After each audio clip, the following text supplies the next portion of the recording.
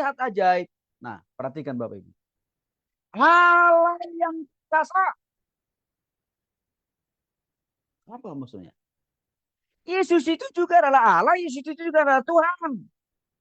Bapa yang kekal. Artinya keberadaan Yesus itu sudah dari awalnya. Dia adalah Tuhan. Dan sampai kapanpun dia akan tetap jadi Tuhan. Itu artinya Bapa yang kekal. Raja damai. Keberadaannya akan berfungsi berperan menciptakan kedamaian, ketenteraman, rohani, jasmani, jiwani dalam totalitas kehidupan manusia.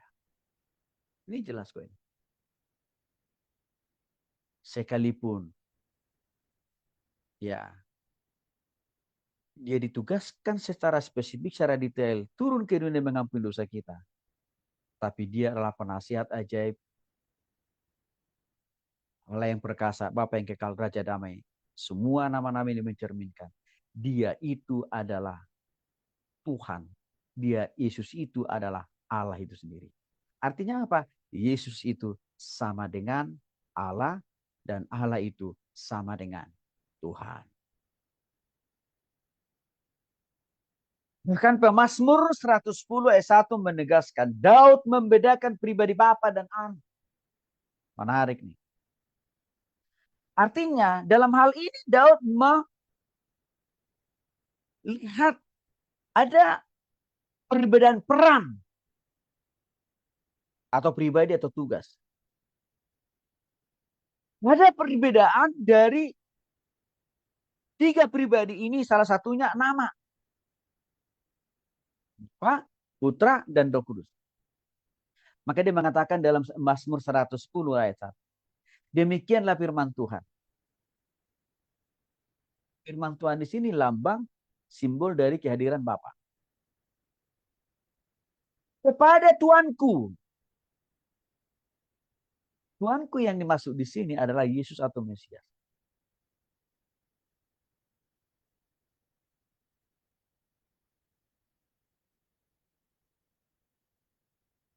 Jadi di sini Daud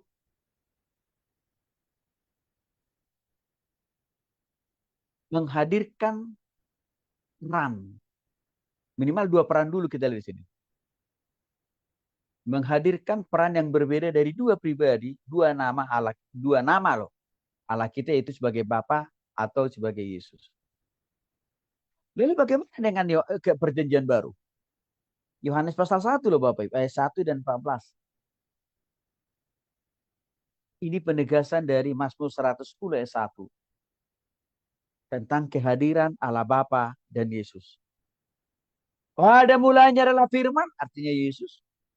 Firman itu bersama-sama dengan Allah, artinya Allah Bapa. Dan firman itu adalah Allah. Artinya apa? Yesus itu adalah Tuhan. Yesus itu adalah Allah. Maka artinya apa? Yesus melampaui, melebihi daripada nabi-nabi PL. Dan juga Yesus itu melampaui dan melebihi daripada rasul-rasul. Karena Yesus itu adalah Tuhan atau Allah. Yesus itu melampaui dan melebihi daripada pendiri-pendiri agama-agama apapun di bawah kolong langit. Karena Yesus itu adalah Allah. Yesus itu adalah. Jadi jelas. PL dan PB juga sudah menuliskan tentang kealahan atau ketuhanan.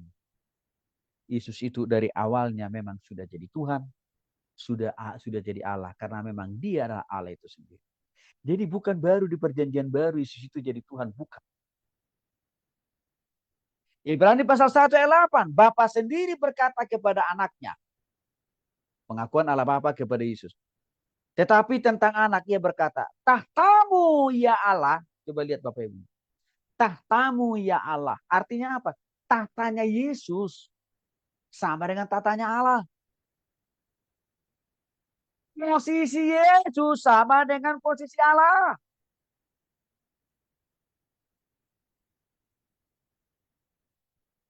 Yang tetap seterusnya dan untuk selama-lamanya.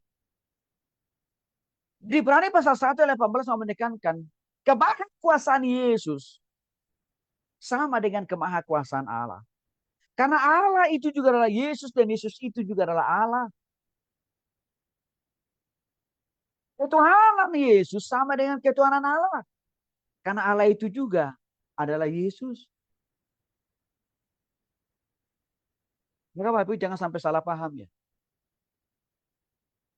Waktu nanti kita di surga, ada kan istilah di sebelah kanan, Allah Bapa kan. Nah, istilah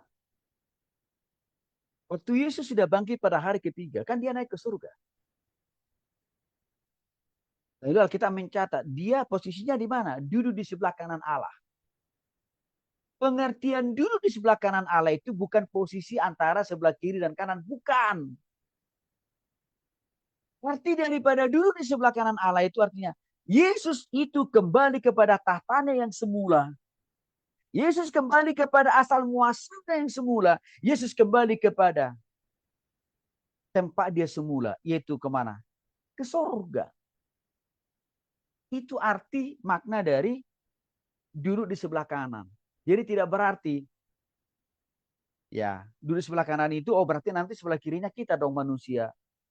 Lalu sebelah kanan itu nanti Yesus. Lalu Allah Bapa nanti di tengah. Lalu Roh Kudus nanti di paling mana nih? Ya belakang. Enggak. Kehadiran Allah Bapa, Anak dan Roh Kudus itu menjadi satu kesatuan.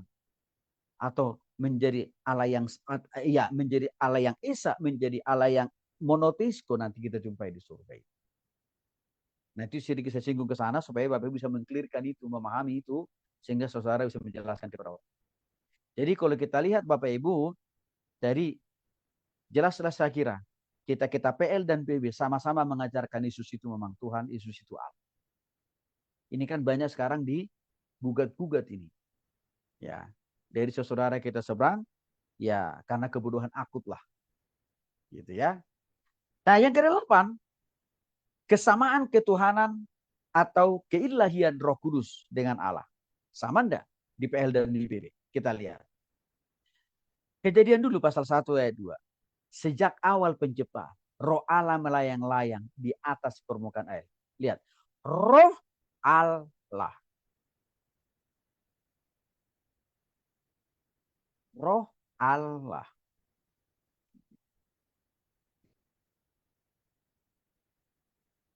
Artinya, Roh Allah di sini.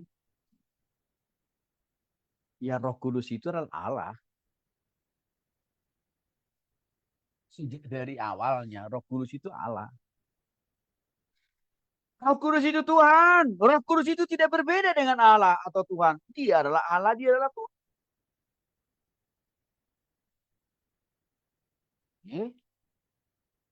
Mazmur 139 ayat 7.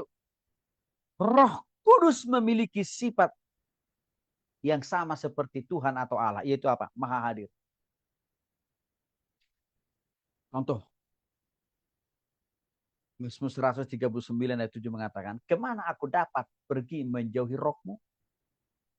Kemana aku dapat lari dari hadapanmu?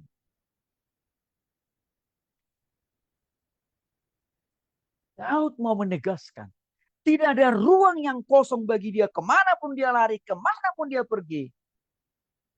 Karena roh Allah itu hadir di semua ruang, waktu, dan tempat.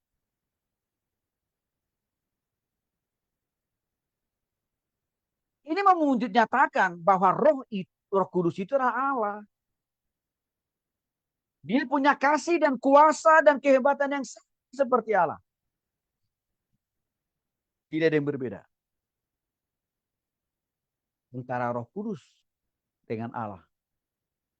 Sama. Karena Roh Kudus itu adalah Allah sendiri. Ini dengan kata perjanjian baru. Kisah Para Rasul 5 ayat 3 sampai. Karena Roh Kudus itu adalah Allah yang sama. Karena Roh Kudus itu adalah Tuhan. Maka Kisah Para Rasul 5 ayat 3 sampai 4 menjelaskan. Mendustai Roh Kudus sama berdusta sama Tuhan atau berdusta sama Allah. Contoh.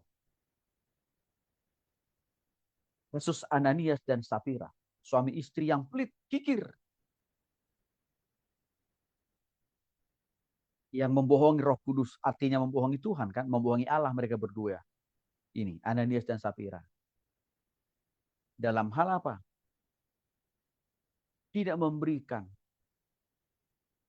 perpuluhan atau persembahan mereka kepada Tuhan dari hasil penjualan tanah yang Tuhan percayakan atau Tuhan berikan kepada mereka. Mereka simpan uang hasil penjualan tanah mereka itu. Dan apa yang terjadi? Nyawa Ananias melayang raib. Tidak lama kemudian, Ananias dimakamkan oleh sanak famili saudaranya. Safira tidak ikut menakamkan suaminya, tapi dia lebih sibuk untuk menyimpan kembali uang hasil penjualan tanah mereka yang disimpan oleh suaminya, Ananias.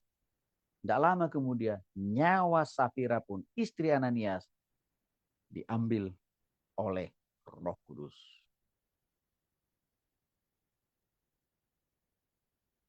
Ini menunjukkan bahwa roh kuasa Roh Kudus itu sama dengan Allah, sampai mengambil nyawa seseorang pun bisa. Jadi Bapak Ibu, jangan sampai kita memilah-milih. Oh, kalau berbohong sama Allah nggak apa-apa. Gitu ya. Kita masih berikan panjang umur, sehat selalu. Nah, yang kita waspadai, hati-hati loh. Berbohong sama Roh Kudus. Nanti kita sama seperti Ananias dan Safira. No, no, no, no.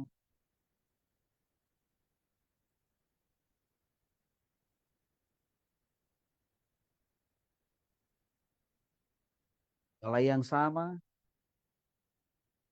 yang mengambil nyawa Ananias dan Safira, yaitu Allah yang menyatakan dirinya dengan nama Roh Kudus. Jadi kita tidak boleh memilah-milih untuk berbohong, untuk berdusta. Sama Allah Bapa, Yesus, sama Roh Kudus. Tidak bisa sama. Dalam Alkitab tidak ada namanya kebohongan yang bersifat kebaikan. Tidak ada.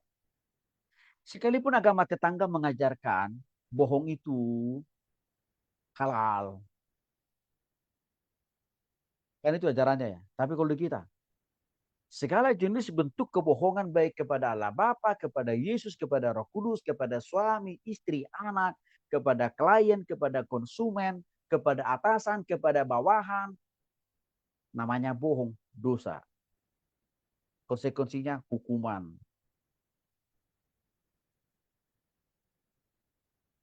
Itulah sifat Allah kita yang sangat begitu tegas, yang sangat begitu adil. Tidak ada kompromi. Maka di dalam kekristenan, dalam Alkitab tidak ada kebohongan yang sifatnya halal atau baik. Enggak. Bohong, dosa. Maka ini menjadi peringatan buat kita Bapak Ibu. Semua bentuk, semua jenis kebohongan. Kepada siapapun kita berbohong, itu pasti dosa. Maka berhentilah, bertobatlah kita dari segala jenis kebohongan atau dusta. Baik kepada Tuhan, baik kepada sesama, baik kepada siapapun juga. Dosa. Sanksinya hukuman.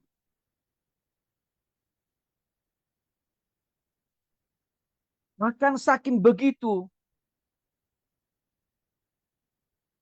powerfulnya Roh Kudus itu adalah Allah. Kita juga mencatat.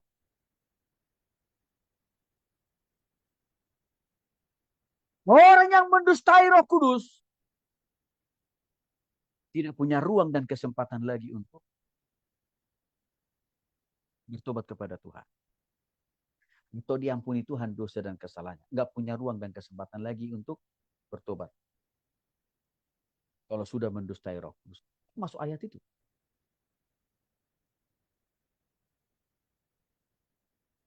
Maksudnya karena Roh Kudus itu juga adalah Allah atau Tuhan itu sendiri.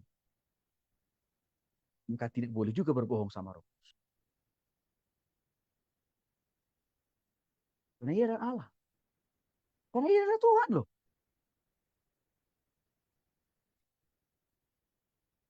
Itu ayat itu ya. Jangan juga disalahartikan dengan cara, oh berarti berbohong sama Yesus boleh dong. Kecuali kalau sama Roh Kudus. Berbohong sama Allah Bapa boleh dong. Kecuali sama Roh Kudus. Tidak ada. Sama. Kepada Allah Bapa, kepada Yesus, sama kepada Roh Kudus. Nggak boleh juga berbohong.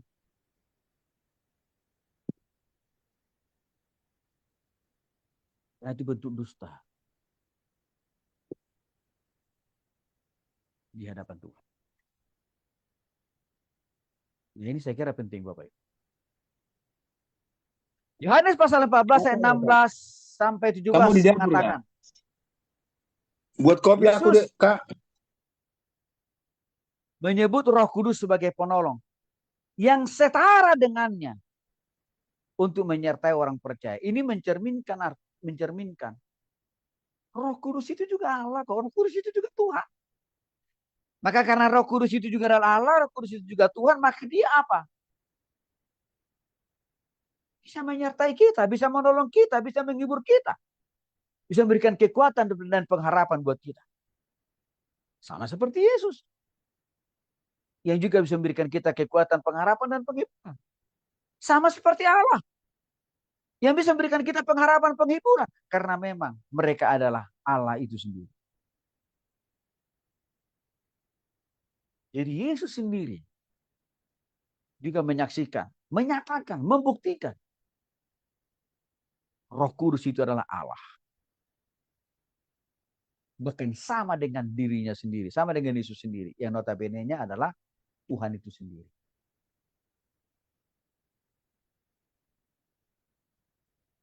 Jika saudara, kita menolak total pengajaran gereja Saksi Yahova yang menolak ketuhanan Yesus, yang menolak Roh Kudus itu Allah, yang menolak Yesus itu Tuhan, dan juga mereka menolak konsep Tritunggal. Saksi Yahova. Itu sangat-sangat tidak ada dalam Alkitab, pemahaman itu. Yang Alkitab jelaskan kepada kita hari ini jelas. Bapa, Yesus, Roh Kudus, Allah yang sama. Bapa, Yesus, Roh Kudus sudah ada dari awal mulanya. Sebelum bumi, langit, dan segala isinya dicipta. Bapa, Yesus dan Roh Kudus sudah ada dari awal mulanya. Karena mereka ini adalah Allah yang esa atau Allah yang monoteis. Maka kalau kita simpulkan sementara, itu PL dan PB menjelaskan konsep Tritunggal yang sama, juga memperkenalkan pribadi atau peran Allah kita yang monoteisme itu juga berbeda-beda